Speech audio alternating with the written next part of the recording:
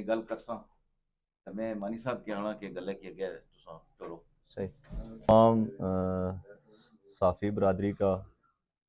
ہمارے ڈڈیال کے تاجر برادری کا، ٹرانسپورٹ برادری کا، رکشا یونین کے صدور کا اور دیگر سیاسی کارکنان جو اس تحریک میں بڑھ چڑھ کر اپنا نمائندہ رول ادا کر رہے ہیں، میں ان تمام لوگوں کا شکریہ ادا کرتا ہوں جو عوامی ایکشن کمیٹی کے ساتھ شانہ بشانہ کھڑے ہیں. آج بیسیکلی بنیادی مقصد جو ہمارا اس پریس کانفرنس کا یہ ہے کہ جیسا کہ حالیہ دنوں میں جو محکمانہ کارروائیاں ہیں، وہ جو ہمارے لوگوں کو پریشرائز کرنا، دمکانا اور ان کی چار دیواری کو پامال کرنا، یہ ہماری روایت میں کبھی بھی شامل نہیں ہے کہ ہم اس چیز کی اجازت دیں اپنے ان محکموں کو، جو ایک پرامن تحریک ہے جو پچھلے تقریباً 6 ماہ سے جاری و ساری ہے، اور متعدد بار ہم نے احتجاج بھی کیے جس میں ہم یہ دعوے کے ساتھ کہہ سکتے ہیں کہ ہم نے ایک گملہ تک نہیں توڑا، اور نہ ہمارے کارکنان نے، نہ ہمارے لوگوں نے کسی انتشار کی طرف کوئی رخ کیا. لیکن میں یہ سمجھتا ہوں کہ جو ایک طرف ٹیبل پہ بیٹھی ہوئی ہماری حکومت ہے، جو ہمارے مطالبات کو من و عن جائز تسلیم کرتی ہے، اور جس کے اوپر ایک معاہدہ ایم او یو سائن ہوا ہے جو ہمارے سامنے ایک پڑا ہوا ہے جو پوری دنیا نے دیکھا ہے، اور بات جو ہے پیداواری لاگت پہ ایک رکی ہوئی ہے جس کا الٹیمیٹو ٹائم جو ہے وہ 3 تاریخ تک حکومت نے دیا ہوا ہے ہمیں. سب سے پہلے میں ان محکمہ جات کے جتنے بھی ٹاسک فورس کے نمائندے ہیں، جو بیسیکلی چیف ہیں اقبال صاحب، میں پہلے تو ان کے اس اقدام کی پرزور مذمت کرتا ہوں، اور میں یہ کہتا ہوں کہ آپ اداروں کے لوگ یا ادارے کبھی بھی کسی بھی حکومت سے بالا تر نہیں ہو سکتے، اور نہ ہی وہ اپنی طرف سے کوئی سٹیٹمنٹ یا اپنی طرف سے کوئی نوٹیفیکیشن دے کر لوگوں کو ہراساں کرنا، لوگوں کو دمکانا، یہ قطعاً بھی ہم اس کی اجازت نہیں دیں گے. نہ اس سے پہلے ہم نے اجازت دی ہے، نہ اس سے بعد ہم اس کی اجازت دیں گے. آج بیسیکلی پریس کانفرنس کرنے کا مقصد یہ تھا کہ ہم واضح طور پر ان اداروں کو پیغام پہنچائیں، اور ان کے اوپر جو لوگ بیٹھے ہوئے ہیں انہیں واضح طور پر یہ بات سمجھائیں کہ ہم پرامن لوگ ہیں اور پرامن تحریک پر اعتماد رکھنے والے لوگ ہیں، تو ہمیں کسی انتشار کی طرف نہ لے کر جایا جائے. اگر ہم کو کسی انتشار کی طرف لے کر گیا تو وہ اس موجودہ دور کا جو چیف ہے، جو چیف برقیات ہے، جو سیکٹری ہے، میں ان کو ذمہ دار ٹھہراؤں گا. اگر ہمارے لوگوں کے اوپر کسی قسم کا کوئی بھی ایف آئی آر یا لوگوں کے گھروں کے اندر جا کر ان کی کنیکشنز کو ہاتھ لگایا گیا تو ہم اس کی بھرپور مذمت کریں گے، اور ہر محاذ پہ ان کو روکنے کے لیے ہر درینہ کوشش کریں گے. اور اس کے بعد آج بھی جو وزیر اعظم صاحب آئے ہیں ادھر ہماری ڈسٹرکٹ میرپور میں، اور ان کا بھی بیسیکلی آنے کا مقصد یہی ہے کہ جو پیداواری لاگت ہے اس کو عوام کے سامنے لایا جائے اور ایک اسٹریٹجی بنائی جائے کہ آخر ان لوگوں کو ریلیف کیسے ہم دے سکتے ہیں اور کیسے ہم ان لوگوں کے ساتھ مزید آگے چل سکتے ہیں. اور کامران طارق صاحب نے بھی جو ابھی مجھے میسج آیا ہے کہ انہوں نے بھی واضح اور کلیئرلی اپنا موقف دیا ہے کہ جو جتنے بھی لوگوں کے بقایا جات ہیں ان کو معاف کیا جائے گا، اور آگے جو پیداواری لاگت ہے اس کا تعین ہوگا. جو بات ابھی تک چل رہی ہے ہماری اور حکومت کے درمیان، اس بات کو، اس ٹیبل کو اکھاڑنے کے لیے جو محکمہ برقیات اپنی جتنی بھی چوریاں ہیں پچھلی کئی دہائیوں سے، ان کو چھپانے کے لیے ایک ٹاسک فورس کا نام دے کر اس عوام کے اوپر مسلط کیا گیا ہے. میں اس ٹاسک فورس کی دوبارہ مذمت کرتا ہوں، اور ایک بار ان کو، آخری بار ان کو ایک اس پریس کانفرنس کے تھرو ایک میسج دینا چاہتا ہوں جو چیف ہیں. میں ان کو یہ بتانا چاہتا ہوں اگر آپ نے ایسا ہی عمل جاری رکھا تو ہم مجبوراً اپنے جو پرامن دھرنے ہیں ان کو اٹھا کے گریڈ اسٹیشنوں کے باہر لے کر جائیں گے، اور ہم گریڈ اسٹیشنوں کا گھیراؤ کریں گے. اس میں کوئی ابہام باقی نہیں رہا کہ ہماری 6 ماہ کی محنت، دن اور رات کی تھکاوٹ ہمیں اب اور مزید اس بات پہ روک نہیں سکتی کبھی بھی کہ ہم مزید ان کا انتظار کریں، اور اپنے لوگوں کو، جو شریف شہری ہیں ہمارے ڈڈیال کے، جنہوں نے اپنی زمینیں، جنہوں نے اپنے مکانات، جنہوں نے اپنی قبریں، جنہوں نے اپنی مساجد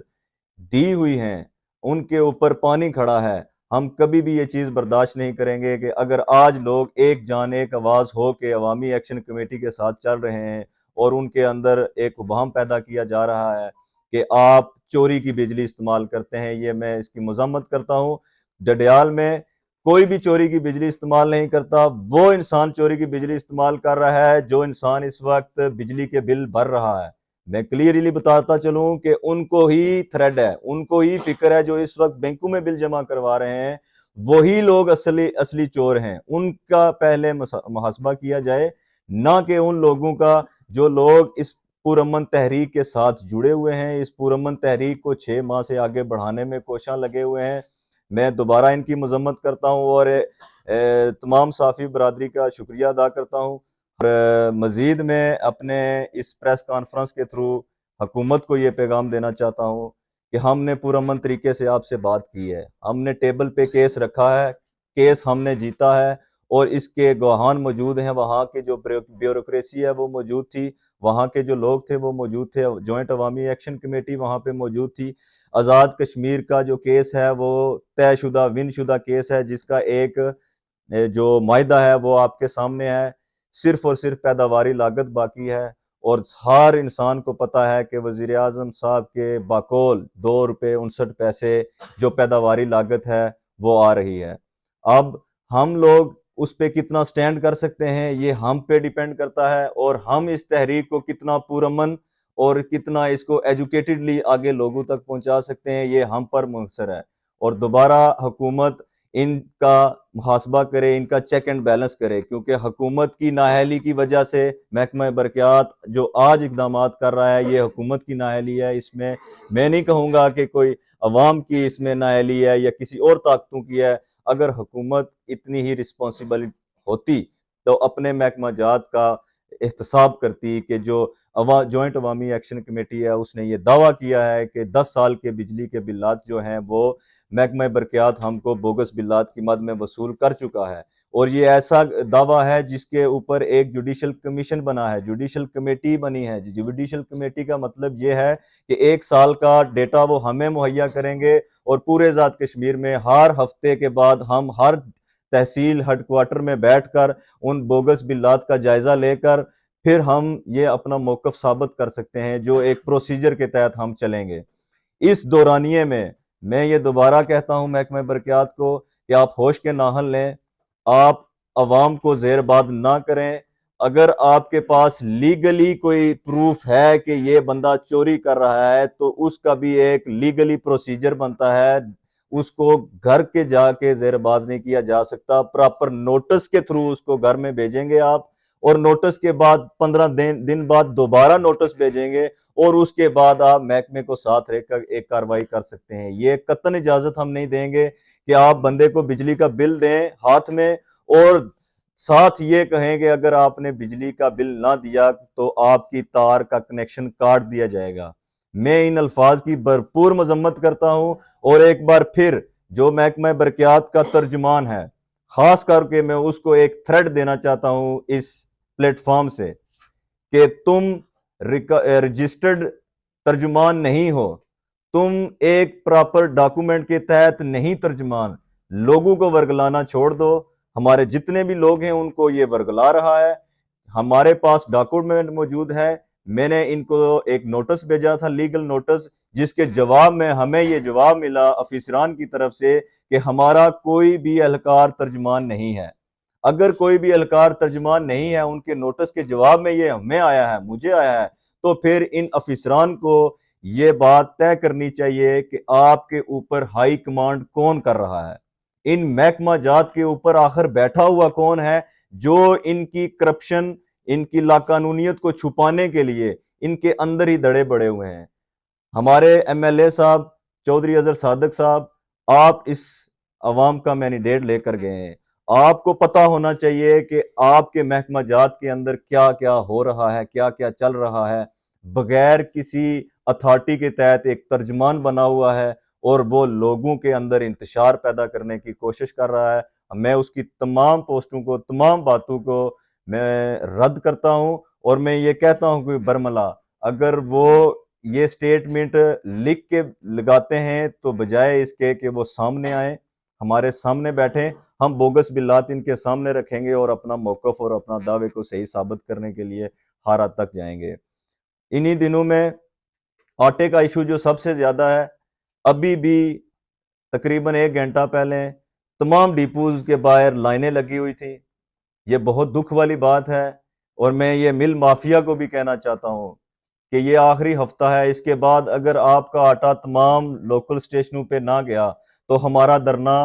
جو لگے گا وہ آپ کی ملز کے باہر لگے گا، گریڈ سٹیشنز کے باہر لگے گا۔ اب عوام اور زیادہ برداشت نہیں کر سکتی اس ظلم اور زیادتی کے خلاف۔ اگر جو لوگ نکلے ہیں، جنہوں نے اپنے گھر بار چھوڑے ہیں، جنہوں نے بجلی بلات کا بائیکاٹ کیا ہے، وہ دل و جان کے ساتھ اس تحریک کے ساتھ مخلص ہیں۔ ہم ان لوگوں کو کسی قسم کے ابہام میں نہیں رکھنا چاہتے، جو بات ہے وہ ہم واضح لوگوں میں رکھیں گے اور کیمپ لگائیں گے، چھوٹے چھوٹے کیمپ ان کے دفاتر کے باہر لگیں گے،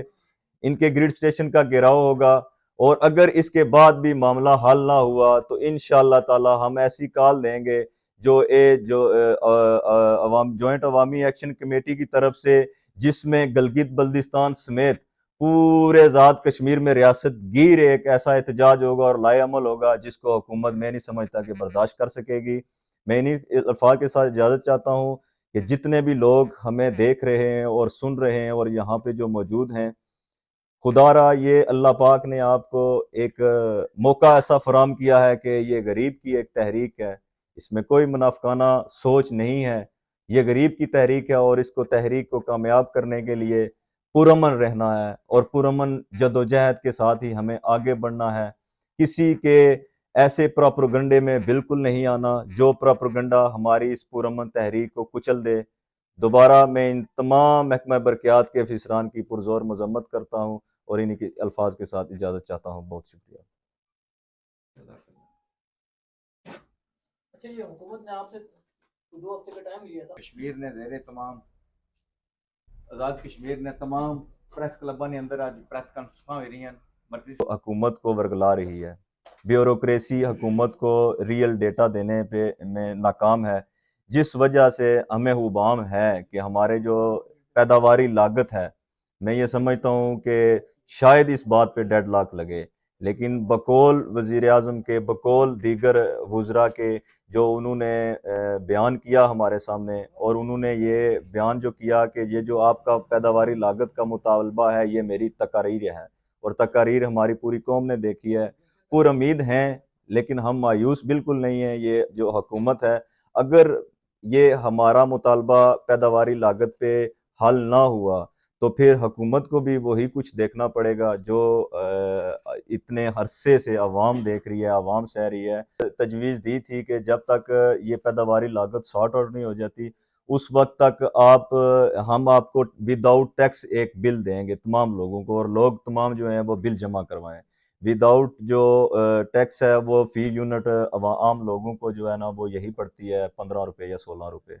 وہ ان کی ایک پیشکش تھی، وہ بھی اس حد تک تھی کہ جب تک پیداواری لاگت کا تعین نہیں ہوتا عوام بل جمع کرائے۔ لیکن بیسیکلی ہمارا جو اس تحریک کا آغاز ہے وہ ہے ہی بائیکاٹ سے شروع ہوتا ہے، اور بائیکاٹ اسی دن ختم ہوگا جب جس دن ہمیں یہ پیداواری لاگت جو ہے وہ عوام کے اندر آئے گی، اور جو لوگ مستفید اس سے ہو سکتے ہیں وہی اس کا اظہار کریں گے کہ ہمیں آگے کیا کرنا چاہیے۔